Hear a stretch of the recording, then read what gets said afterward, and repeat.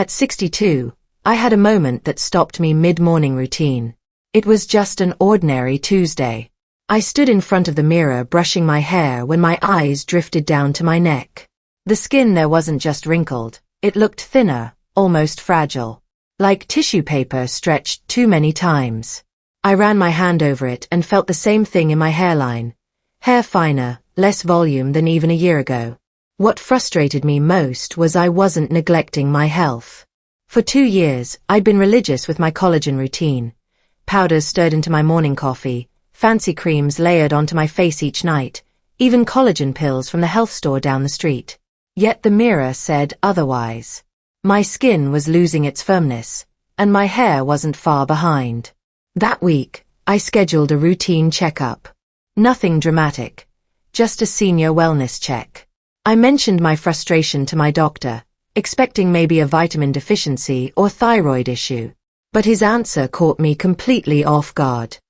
He leaned back, crossed his arms, and said plainly, "It's not about adding more collagen.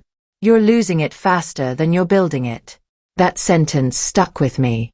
I realized I'd been so focused on supplements and surface treatments, I'd ignored the deeper processes happening inside my body. Collagen isn't just something you pour into a smoothie, it's constantly being built up and broken down, and both sides of that equation matter. After diving into books, wellness talks, and finally sitting down with a nutrition specialist, I learned about 3 everyday habits. Habits I didn't even realize were hurting me, that quietly break down collagen from the inside out. Today, I want to share those 3 hidden collagen killers with you. And more importantly, I'll show you the real solutions that helped me not just protect, but actually rebuild collagen naturally. If you're over 60 and wondering why the mirror doesn't reflect your efforts, this story is for you. At 62, part of my healthy routine included early morning walks.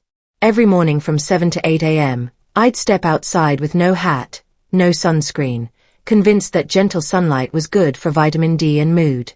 It felt refreshing. But after a few months, I noticed something troubling. Fine lines around my mouth and eyes seemed to deepen faster than I expected, and my skin tone became patchier.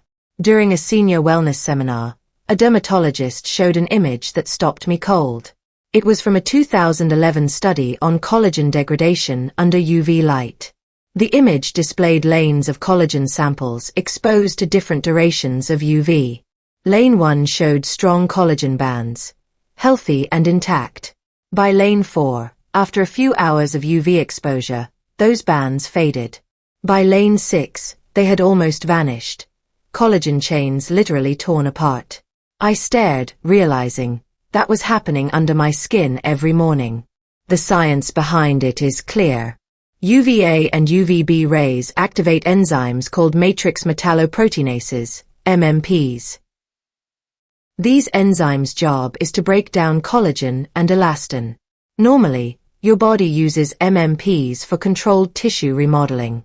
But with chronic sun exposure, especially after age 60 when collagen production slows naturally, MMPs go into overdrive. They destroy more collagen than your body can replace. The shocking part? This damage isn't just from sunburns. Moderate daily sun, even on cloudy days, contributes to what experts call photoaging, sagging skin, uneven texture, wrinkles. At first, I assumed SPF 30 on my face was enough. But clearly, it wasn't. I spoke with my dermatologist, who said, "Sunscreen is critical, but don't forget physical barriers. Hats, sunglasses, long sleeves." Now, my routine is different. Morning walks still happen, but I wear a wide-brimmed hat, UV protection sunglasses, and light, long-sleeved shirts. On days when I know I'll be outdoors longer, I also reapply sunscreen and choose mineral formulas that reflect UVA and UVB rays. There's another layer I've added recently: red light therapy.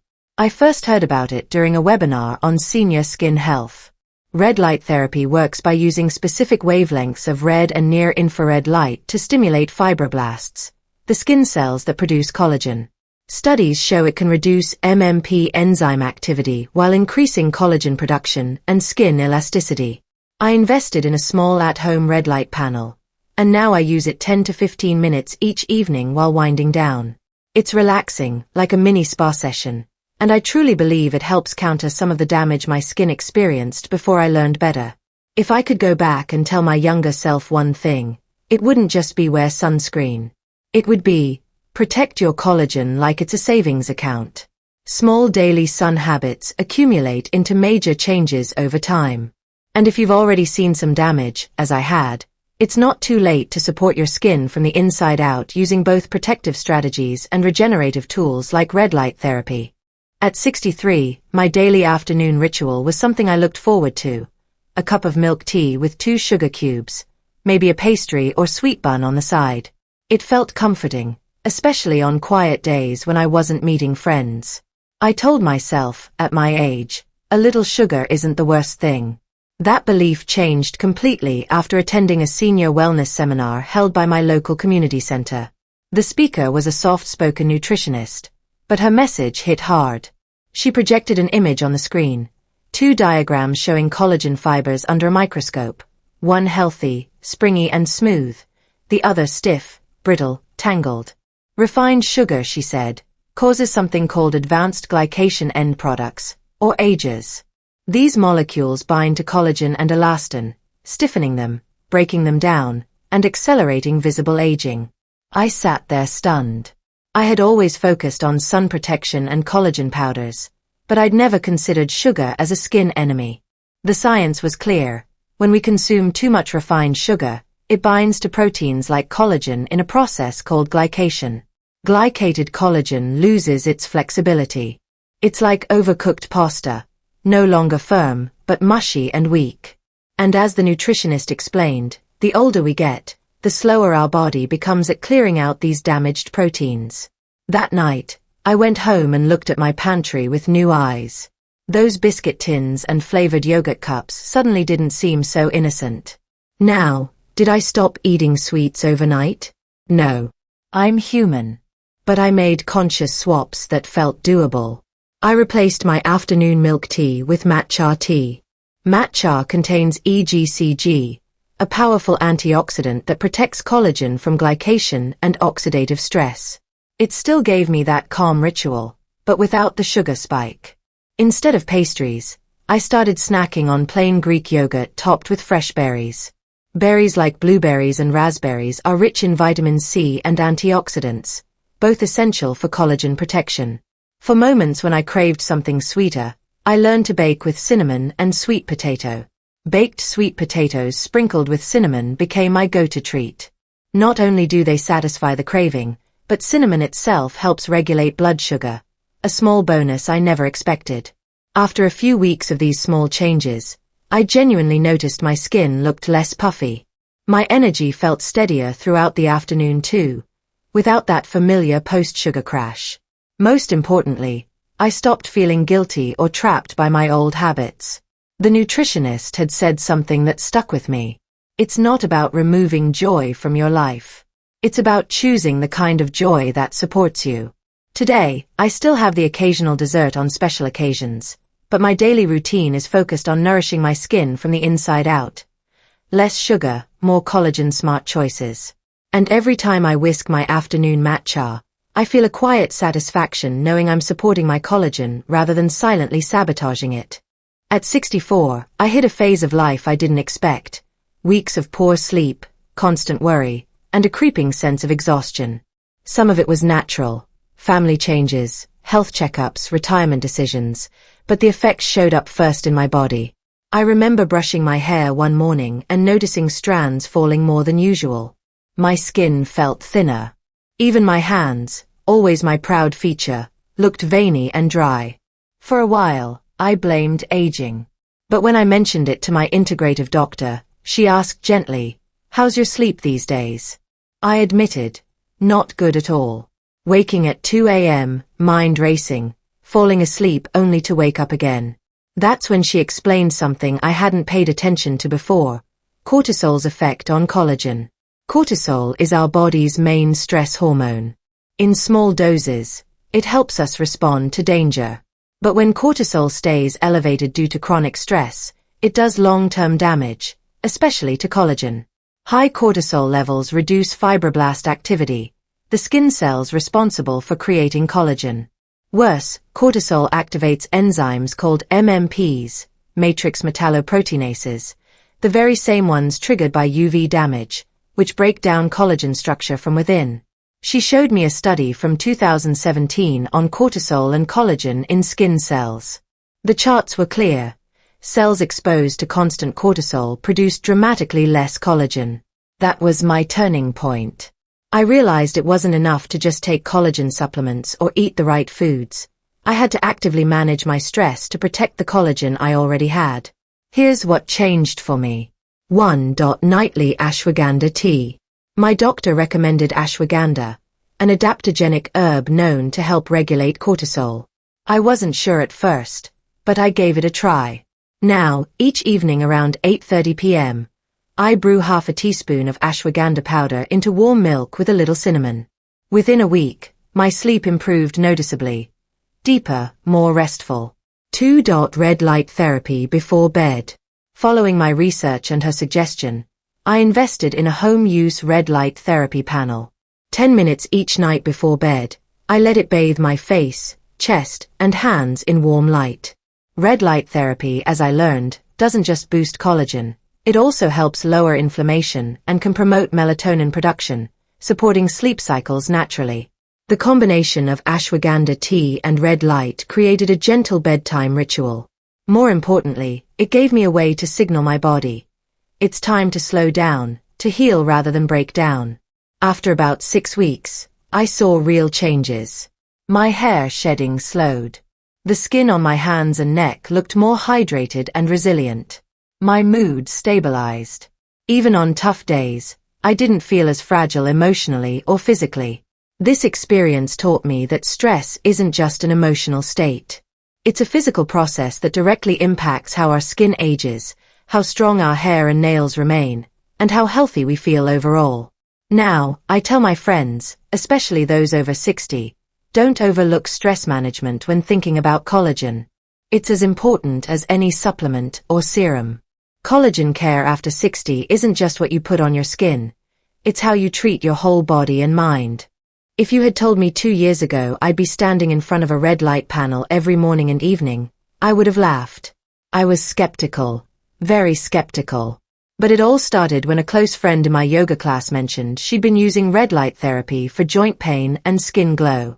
Her exact words were, "You can feel the difference, not just see it." At 63, I'd already spent years trying creams, powders, collagen drinks. Some worked a little. Most didn't last. But that persistent thinness around my eyes and my knees aching at night? Still there. So I did my homework. What convinced me wasn't just my friend's experience. It was reading real research. Activating fibroblasts. Red light at specific wavelengths activates fibroblasts, the exact cells that produce collagen.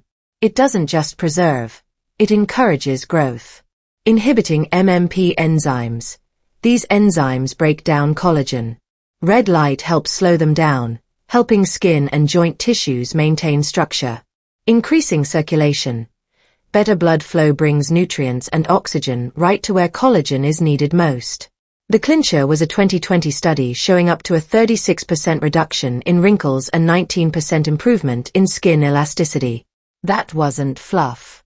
That was science-backed. My practical routine. Morning, face and neck. 5 to 10 minutes while drinking tea. I stand in front of my panel, about 6 to 8 inches away, letting the warm glow cover my face, neck, and chest. Evening, joints. Another 5 to 10 minutes focused on my knees and lower back. This became a part of my wind-down routine before bed, along with ashwagandha tea.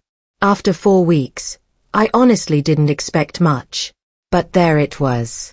My skin looked clearer and subtly firmer. My sleep improved. Deeper, more restful. That dull ache in my knees faded noticeably.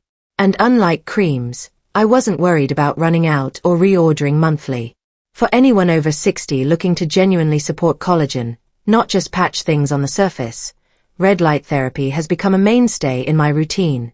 Simple, consistent, science-backed. Looking back now, I realize I spent nearly a decade focusing on the wrong things. I believed collagen powders were the magic fix. I hoarded expensive serums. But my skin still thinned.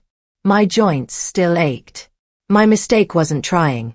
It was ignoring what made collagen care actually work. The biggest lesson I learned is this. Collagen health after 60 isn't about adding more. It's about protecting and nourishing what's already there. That means managing inflammation through turmeric, ginger, and lifestyle habits. Controlling sugar to avoid glycation. Reducing stress because cortisol quietly erodes collagen. Using tools like red light therapy that work with your body, not just on it. But above all, consistency beats expensive treatments. No spa session or miracle cream can replace steady, daily habits. It's not about overnight miracles. It's about the small, committed choices that stack up over weeks and months. If I could give one piece of advice to my younger self, it would be this. Start with one easy change. Don't overwhelm yourself trying to fix everything at once. Whether it's cutting back sugar, adding ginger tea, or trying red light therapy for 5 minutes a day, just begin. Those small first steps are how real lasting change happens. Especially after 60.